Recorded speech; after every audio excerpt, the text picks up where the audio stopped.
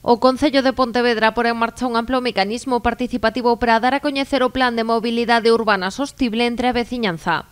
O que en outras cidades van ser zonas de baixas emisións, e aquí unha cidade de tráfico reducido para que, como digo, sexa unha solución equitativa que non importe gasto aos veciños as veciñas deste concello. Segundo Gómez, o documento é árido e fai difícil que calquera persoa poida acceder aos seus contidos e se anime a participar. Por iso, ademais de publicalo na web municipal, crearase un portal específico para explicalo.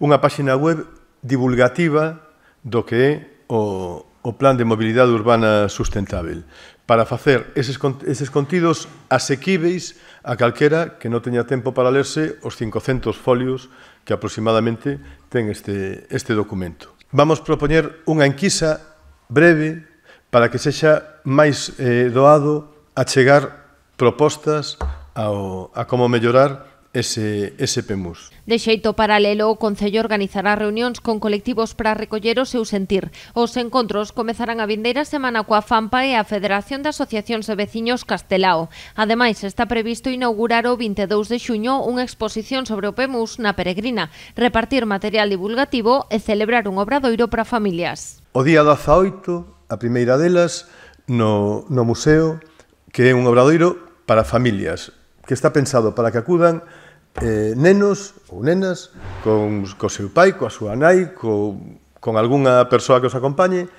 para recoller opinións non só das persoas adultas, senón tamén dos nenos. A intención do Goberno local é aplicar este proceso de participación veciñal a outros proxectos de Pontevedra, como a Axenda Urbana ou a Reforma Integral do Barrio de Monteporreiro.